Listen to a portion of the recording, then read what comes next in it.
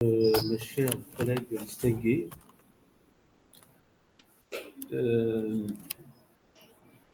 mes chers étudiantes et étudiants, tout d'abord, donc, je tiens à remercier Siham, Dr Siham, très généreuse et exceptionnelle, de nous avoir invités à cette manifestation. Aussi, notre cher ami de longue date, Khaled Grid, il sait de quoi je parle, directeur du labo, et donc le chef de département. Très heureux de retrouver mes amis de l'université de l'ISCRA, parce que nous, on se considère comme étant membres de la famille pédagogique et scientifique de l'université de l'ISCRA. Ce n'est pas la première fois qu'on vient ici. Inch'Allah, ce ne sera pas la dernière. Donc, la communication va être présentée par le professeur Dahou, auquel je suis mêlé en tant que science du langage, va porter comme titre au carrefour de l'oraliture, miroir et archives de la société, une bibliothèque de l'ipséité éclatée. Monsieur Dahou, donc, il va voyager dans ce champ, et comme on le connaît, donc, il va approfondir beaucoup cette thématique. Il va produire beaucoup de concepts, et il va faire aussi, comme d'habitude, de l'exceptionnel. Et j'espère donc pour l'honorable assistance de passer des 25 minutes assez efficaces et fructueuses. Voilà. Merci, professeur. Vous avez partagé votre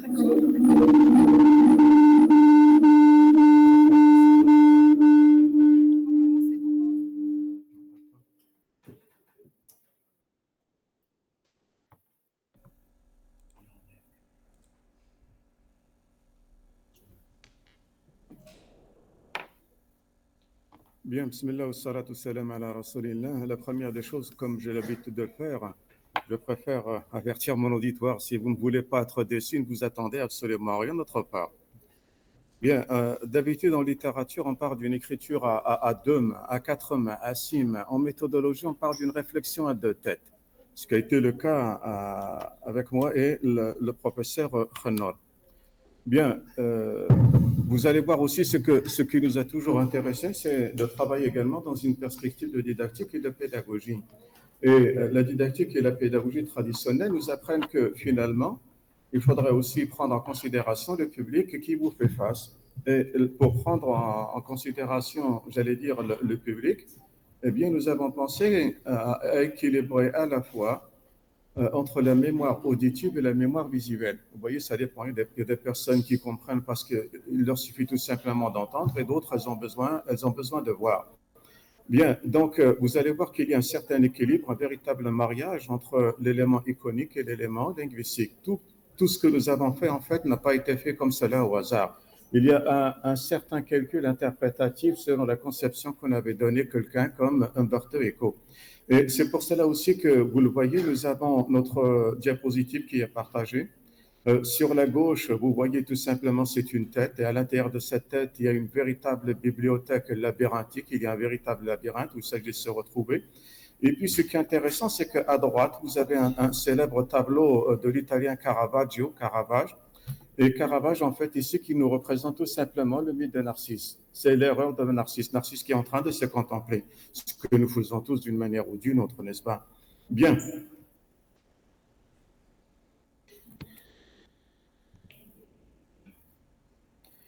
Vous le constatez ici, donc, par rapport à l'organisation du titre, et là, je m'attarde sur un point de méthodologie.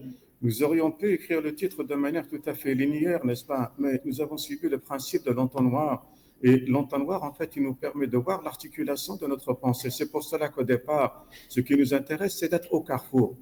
Ensuite, nous sommes revenus à un deuxième niveau, au carrefour de quoi? De l'oraliture. Et par rapport à cette oraliture, ce qui nous intéresse en particulier, c'est le fait qu'il y ait à la fois miroir et archive de quoi? De la société. Donc, vous voyez l'articulation de la pensée qui est manifeste ici. Nous avons utilisé pratiquement deux caractères de police différents avec des tailles tout à fait différentes pour attirer votre attention.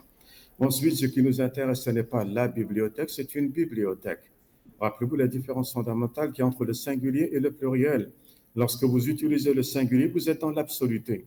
Vous passez au pluriel, vous tombez dans la relativité. Lorsque vous utilisez un déterminant défini, vous êtes également dans l'absoluté, c'est-à-dire hors contexte spatio-temporel. C'est pour cela qu'on n'a aucune prétention. Il ne s'agit pas d'une généralisation abusive, puisque nous n'avons pas dit la bibliothèque par excellence. Nous ne sommes pas dans l'idéalisme. Non, nous avons relativisé. C'est tout simplement une bibliothèque, mais pas n'importe laquelle. Celle de l'ipséité, et malheureusement, cette ipséité, en fait, elle est éclatée. Vous allez voir tout à l'heure que d'habitude, le terme ipséité n'est pas connu par le grand public, n'est-ce pas? Nous connaissons un autre terme beaucoup plus. Le professeur Dakhlié n'est pas là, c'est le spécialiste de l'interculturel. Il nous aurait parlé tout simplement de l'altérité. Bien, dans un premier temps, vous allez voir qu'on a utilisé des couleurs, et ces couleurs, c'est pour attirer davantage votre attention. Donc finalement, sans l'archive, le véritable miroir n'existe pas. Son reflet serait simplement momentané, passager. C'est que l'archive constitue l'ultime résumé du miroir, sa synthèse profonde des souvenirs engrangés. L'archive et le miroir ont en commun la captation des êtres et des choses, des faits, des événements. Et là, je vais m'adresser particulièrement à nos doctorants et à nos macérants. Vous voyez, au lieu de vous donner tout le texte en bloc, eh bien, je reviens à ce qu'avait dit Umberto Eco également, c'est-à-dire que finalement, c'est moi qui vous trace l'itinéraire, votre parcours de lecture. Et puis, ça me permet de vous contrôler, vous voyez, de vous manipuler. Pour quelle raison? Parce que si je vous donne le texte en bloc, d'auditoire, vous allez devenir un lectorat. Au lieu de m'écouter, vous allez tout simplement lire, ce qui n'est pas intéressant en soi. Bien, donc si le miroir envoie une image éphémère, l'archive engendre la mémoire qui la conserve et la préserve. Si le miroir suggère, l'archive se veut fidèle. Cependant, dans leur communauté d'intérêt, ils ont en partage une parole muette et non silencieuse, dont les éclats de voix bercent encore les longues veillées d'hiver de la civilisation contemporaine. Au carrefour des temps immémoriaux, à la fontaine de l'oraliture, trop longtemps oubliée et aujourd'hui ressuscitée, le miroir et l'archive en rencontre se sont donné le mot. Réciter l'humanité singulative et collective, rafraîchir les mémoires des hommes dont les esprits fiévreux ont falsifié l'histoire des sociétés. Et là, encore une fois, j'attire l'attention de nos doctorants, de nos macérants. Chaque fois que vous voulez exprimer, rendre compte d'un objectif en français, obligatoirement, vous utilisez un verbe à l'infinitif et dans la mesure du possible, un verbe d'action. Vous voyez, réciter, rafraîchir. Bien. D'habitude, le glossaire, on le retrouve à la fin d'un ouvrage, n'est-ce pas? Mais dans un souci à la fois pragmatique et pratique, nous avons préféré le placer en premier. Pour quelle raison? Parce que ça va nous permettre de définir un certain nombre de concepts. Et avec le souci, et c'est ce que disent les méthodologues de manière générale, en l'absence de concepts, tout discours scientifique n'est que du verbiage, n'est que du bavardage. Donc, il faudrait d'abord que vous puissiez comprendre l'acception des mots, c'est-à-dire le sens dans lequel nous les avons choisis, pour que vous puissiez comprendre la suite de notre exposé. Et dans un premier temps, on va s'intéresser justement en termes d'oraliture. Et là, de manière très, très générale, selon Laroche, il s'agit de l'appropriation par l'écrit de modèles formels ou sémantiques oraux. Mais vous le constatez également, il s'agit d'une focalisation sur les croyances et les valeurs ancestrales. Mais c'est également une écriture qui restitue la spontanéité, la vivacité de la parole. Vous voyez, plusieurs définitions qui finalement se recoupent. Ensuite, l'ipséité, c'est le caractère de l'être conscient qui est lui-même, soi-même et nul autre. En fait, l'ipséité désigne tout simplement ce caractère fondamental de l'être qui se pense. Vous voyez, parce qu'on a toujours tendance à penser à l'autre, l'altérité, et on oublie le soi. On s'oublie. C'est également une question d'intersubjectivité. Et l'intersubjectivité, selon Husserl et Lévinas, en fait, c'est tout simplement le fait de se dire « je ne suis pas une conscience qui est justement coupée d'autrui ». C'est une communication entre deux personnes, communication bien entendu considérée sur le plan de l'échange de contenu, mais cela nous permet de dire que les hommes sont des sujets pensants, capables de prendre en considération la pensée d'autrui dans leur jugement propre. C'est pour cela que l'intersubjectivité, elle fonde ainsi une théorie de la communication. Et là, une prière, dua. ربي اشرح لي صدري ويسر لي امري واحلل عقدة من لساني يفقهوا قولي. Et ce qui avait été traduit par Berck ainsi, Seigneur, dit Moïse, élargis-moi la poitrine, facilite-moi ma mission et dénoue un nœud de ma langue pour qu'on pénètre mon propos. Vous allez me dire, pourquoi est-ce que vous citez certains versets? En fait, c'est l'attitude que doit pouvoir avoir le griot, le meddah, le troubadour, le trouvère, tous ceux qui prennent la parole. Et là, vous le constatez, j'attire votre attention. Seigneur, dit Moïse, élargis-moi la poitrine. Qu'est-ce que cela signifie? Eh bien, une poitrine agrandie de lumière, de foi et de sagesse peut supporter toutes sortes de mal, qu'il soit verbal ou réel. Un cœur ouvert transforme les difficultés d'une mission en confort, bonheur et facilité. Facilite-moi ma mission. Cela consiste à aborder facilement toutes les questions depuis leur portée respective. Cela consiste également à s'adresser à chaque auditeur de la manière qui lui convient, selon son esprit et sa mentalité. Cela aussi permet d'inviter chaque auditeur de la manière la plus appropriée qui le conduira à accepter et adhérer aux propos. Vous voyez, c'est l'intérêt même de l'argumentation. Et enfin, dénoue un nœud de ma langue pour qu'on pénètre mon propos. Il y a une exigence, celle de réussir à parler clairement aux auditeurs. Bon, je ne m'attarderai pas sur le paradigme de la clarté qui comprend 7 éléments, entre autres la compréhension, l'intelligibilité, la cohésion, la cohérence, etc.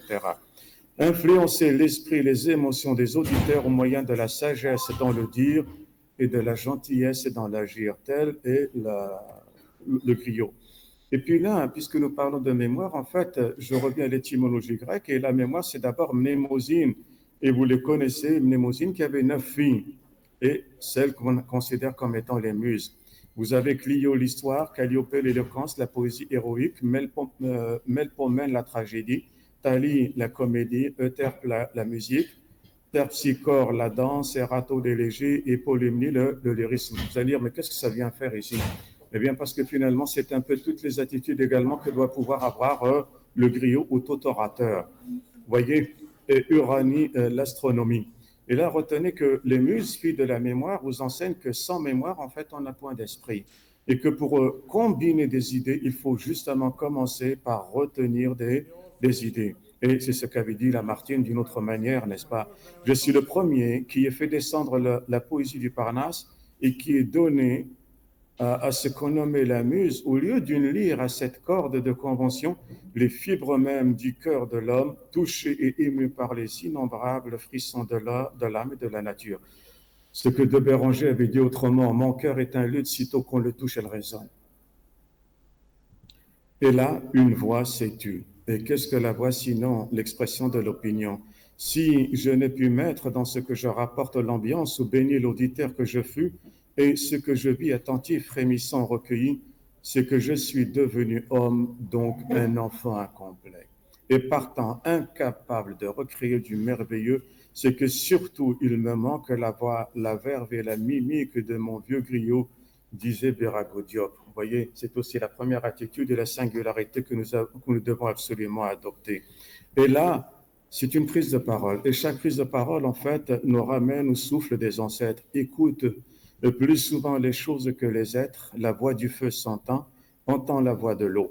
Écoute dans le vent, le buisson en sanglots, c'est le souffle des ancêtres. Ceux qui sont morts ne sont jamais partis. Et ils sont dans l'ombre qui s'éclaire et dans l'ombre qui s'épaissit. Les morts ne sont pas sous la terre, ils sont dans l'arbre qui frémit, ils sont dans le bois qui gémit, ils sont dans l'eau qui coule, ils sont dans l'eau qui dort, ils sont dans la case, ils sont dans la foule. Les morts ne sont pas morts. En fait, c'est une poésie scénique. Et dans la poésie scénique, nous devons avoir une véritable réconciliation entre la voix et l'action. En d'autres termes, au plan didactique, il s'agit d'une véritable performance. C'est toujours une prise de parole. Ceux qui sont morts ne sont jamais partis. Ils sont dans le sein de la femme, ils sont dans l'enfant qui vagit et dans le tison qui s'enflamme. Ils sont dans le feu qui s'éteint, ils sont dans les herbes qui pleurent, ils sont dans le rocher qui geint, ils sont dans la forêt, ils sont dans la demeure. Les morts ne sont pas morts. Voyez? Et là, nous allons revenir au feu primordial. et le feu primordial qui concerne directement les rites d'initiation et ce qui nous donne le sens de la parole. Et là, vous avez les 4 points cardinaux, n'est-ce pas? Sauf qu'au centre, qu'est-ce que nous avons? Nous avons le feu, et le feu que nous traduisons en arabe par l'afia, voyez? Et tout autour du feu, qu'est-ce qu'il y a? Il y a un premier cercle, c'est celui des anciens.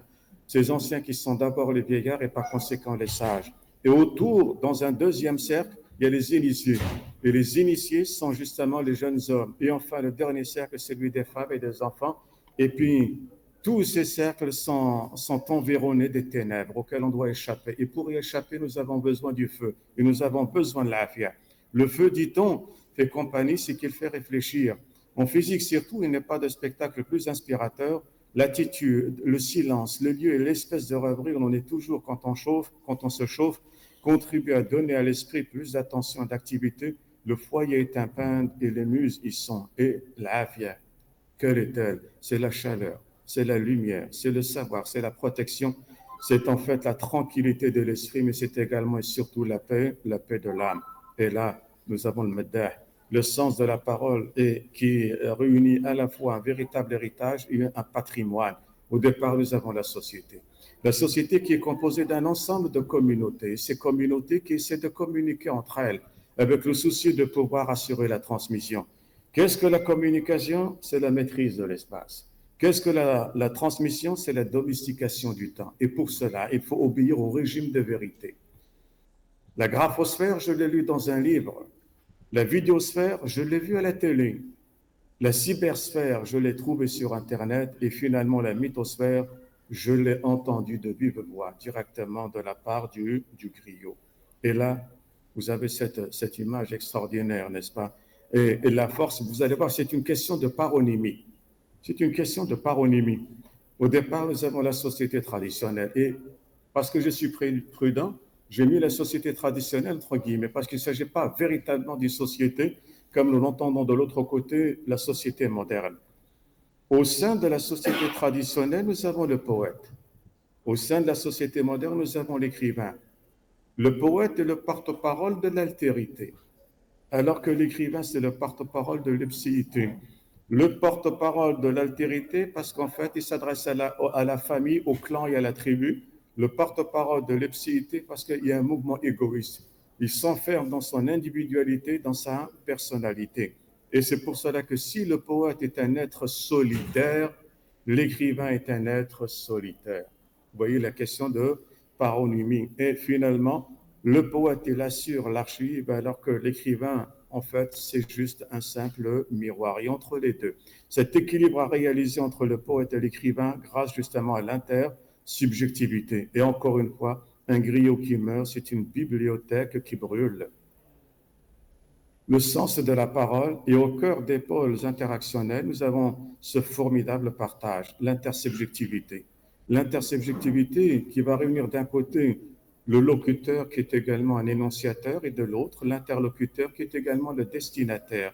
Et enfin, l'intersubjectivité se manifeste par l'intermédiaire de l'individuation et de la compréhension. Cette compréhension, puisque nous parlons d'oraliture, qui va se manifester par la textualisation. Textualisation, en fait, c'est la sphère expérientielle commune, c'est un engagement des interactants. Mais là, nous assistons véritablement à un spectacle linguistique qui réunit à la fois des schémas praxiques et des représentations partagées. L'œuvre orale, qu'est-ce que l'œuvre orale sinon une certaine catégorie du dire? L'expérience du terrain ethnographique suggère que le résultat d'une performance orale ne peut être séparé de l'ensemble du discours qui l'environne. Dans cette perspective, la notion de discours global qu'une communauté tient sur elle-même retient surtout de l'œuvre orale sa fonction identitaire et finalement l'œuvre dans le vaste ensemble des discours de mémoire. Bien que l'écrit reste un moyen sûr d'archiver ce que l'oralité seule ne parvient plus à transmettre de manière efficace et continue, les nouvelles technologies du numérique s'imposent de plus en plus et outrepassent la portée de l'écrit. Mais, la philosophie, bien qu'elle présente le monde en concept, a ceci de commun avec l'art qu'elle tend le miroir au monde. Et là, nous avons affaire aux hommes-paroles. La magie et le merveilleux trouvent leur source dans la parole proférée. Celle-ci met en place des mécanismes de croyance fondés sur un savoir ancestral. Dans l'ancienne économie africaine, la mémoire reste vivante car incarnée par des hommes paroles, alors qu'en Occident, les lettres tuent la mémoire en reléguant les mythes aux oubliettes, aux archives de l'histoire. Vous voyez, merci bien. Ça s'arrête brutalement. Okay.